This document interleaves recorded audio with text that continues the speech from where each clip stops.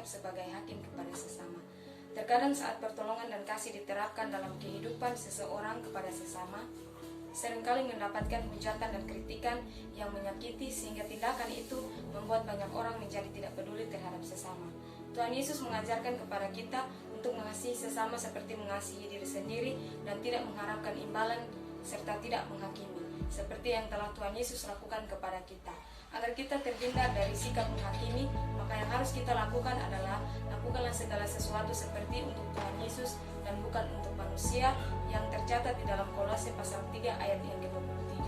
Yang kedua, melayani diri sendiri melalui pelayanan kepada orang lain. Pelayanan atau melayani adalah membantu menyiapkan atau mengurus apa yang diperlukan oleh seseorang atau sesama. Mengapa sehingga tindakan ini menjadi tantangan bagi kaum pemerhati?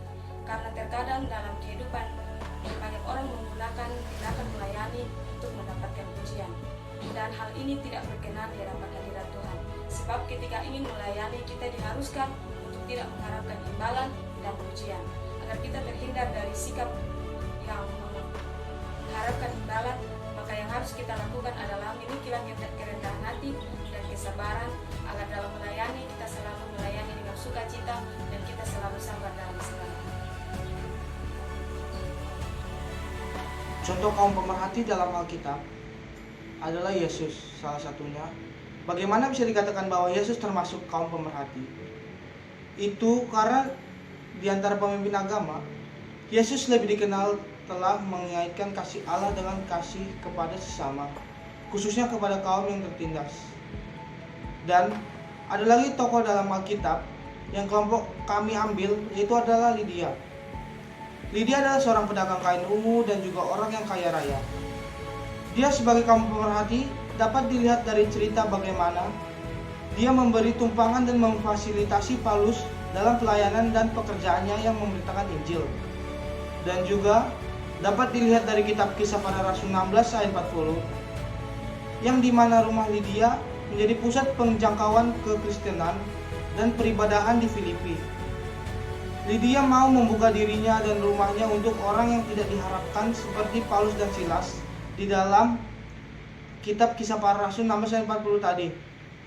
Dari tokoh Alkitab di atas, kita memahami bahwa dengan mengasihi sesama, kaum pemerhati bisa merasakan kehadiran Allah di dalam diri mereka. Berbicara mengenai nasihat Alkitabiah untuk mempedulikan sesama. Ketika kita berusaha untuk hidup dalam Tuhan, bahkan mengasihinya, di situ pasti tidak luput dari banyaknya tantangan yang akan kita hadapi. Contoh yang dapat kita pelajari yaitu pada Injil Lukas pasal yang ke-10 ayat 30 hingga ayat yang ke-35, di mana dijelaskan bahwa orang Samaria yang pada saat itu menolong orang lain yang sedang dalam kesusahan. Dan itu menjadi bukti bahwa orang Samaria itu mengasihi Allah melalui sesama manusia. Ketika kita tidak mengasihi sesama kita, maka sama saja kita masih terpaku dalam keegoisan diri kita sendiri. Nah, di sini juga Paulus juga mendukung Yohanes supaya membantu umat Kristiani untuk peduli terhadap sesama dan tidak mementingkan diri masing-masing. Contoh lain yang dapat kita pelajari yaitu dalam kitab Yakobus 1 ayat yang ke-27, yang mengatakan ibadah yang murni dan yang tidak bercacat di hadapan Allah Bapa kita ialah mengunjungi yatim piatu dan janda-janda dalam kesusahan mereka dan menjaga supaya dirinya sendiri tidak dicemarkan oleh dunia. Nah, di sini dalam kitab ini juga dijelaskan bahwa kita harus hidup mempedulikan sesama. Baik, saya akan menjelaskan mengenai pola kepedulian kaum pemerhati. Dalam buku Script Pathways dijelaskan bahwa spiritualitas kaum pemerhati adalah perpaduan berbagai cara untuk mengasihi Allah dengan mengasihi sesama. Kepedulian yang dimaksud bukan hanya menjadi seorang sukarelawan dalam penyelamatan, namun juga peduli terhadap sesama walau hal kecil sekalipun. Sebagai kaum pemerhati, kita diminta untuk peka terhadap suasana sekitar. Misal, ketika ada teman yang kesusahan, kita bisa membantunya walau tidak banyak yang dapat kita lakukan. Dalam buku Conspiracy of Kindness oleh Stig Jorgen menyarankan untuk memadukan pelayanan dengan penginjilan. Dalam penerapan kepedulian dapat kita jadikan sebagai pembukaan untuk menuju penginjilan atau sebagai pelayanan yang menggambarkan kasih Yesus kepada sesama. Yang artinya, ketika kita mengasihi sesama, kita menunjukkan kepada orang-orang yang belum percaya bahwa inilah yang diajarkan kepada kita dengan menerapkan teladan tapak Yesus. Kaum pemerhati sebagai nabi. Kaum pemerhati dapat dilihat dari sudut pandang seorang nabi. Tetapi kalian tidak bisa mengambil hal itu secara mentah-mentah, karena manusia masih memiliki sifat duniawi, yaitu egois. Tetapi di balik itu semua, di balik sifat buruk manusia, manusia masih mempunyai kepedulian terhadap sesama untuk menyatakan kasih Tuhan Yesus ke dalam kehidupan kita. Baiklah teman-teman, saya akan membahas mengenai tantangan kaum pemerhati. Ada beberapa tantangan kaum pemerhati, diantaranya berpikiran picik. Menurut Gary Thomas, antara kaum pemerhati dan kaum aktivis memiliki persamaan yang sama. Hingga satu waktu, kaum pemerhati ingin menjatuhkan kaum aktivis dengan cara yang salah gitu. Benar adanya kaum pemerhati itu peduli terhadap banyak orang dan pemerintah pada saat itu. Tetapi cara yang digunakan oleh kaum pemerhati itu salah gitu. Mereka menjatuhkan kaum aktivis untuk naik gitu. Di sini Gary Thomas ingin menekankan bahwa kaum pemerhati harus lebih mengerti lagi akan pengertian dari peduli jangka panjang dan peduli jangka pendek.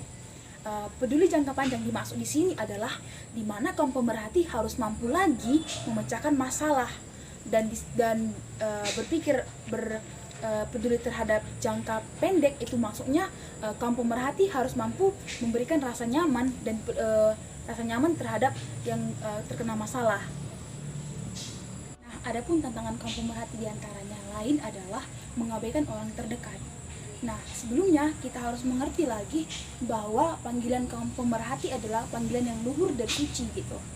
Nah, ketika kita mampu percaya akan hal itu, kita harus lebih mampu lagi untuk peduli terhadap orang-orang terdekat kita terlebih dahulu, baru kita dapat respect terhadap orang lain. Nah, tantangan ini menjadi tantangan tersendiri bagi kaum pemerhati, di mana mereka lebih fokus terhadap orang lain hingga lupa dengan orang sekitar. Nah, menurut kami, hal yang dapat dilakukan untuk mengatasi tantangan kaum pemerhati mengenai mengabaikan orang terdekat, yakni terletak pada diri pribadi oleh kaum pemerhati tersebut. Mengapa saya katakan demikian?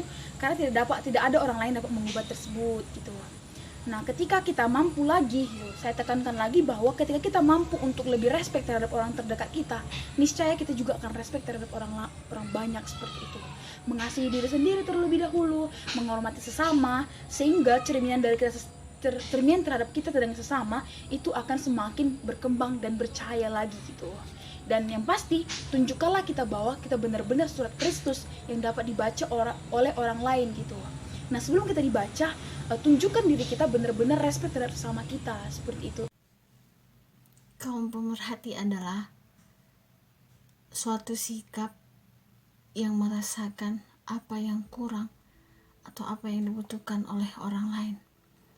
Orang yang memiliki sikap pemerhati adalah orang yang menyadari bahwa orang lain adalah dirinya sendiri. Dan orang yang memiliki sikap pemerhati menyadari bahwa ia adalah jembatan kasih Kristus.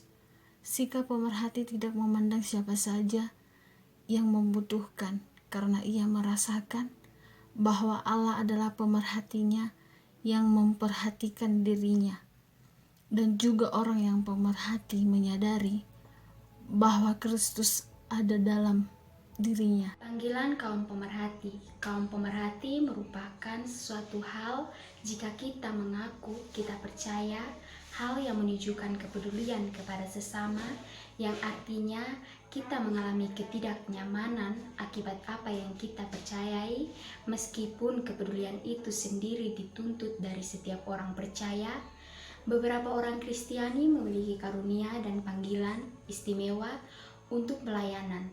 Tindakan ini merupakan cara bagi mereka untuk menunjukkan kasih mereka akan Allah dan juga untuk bertumbuh di dalam kasih akan Allah.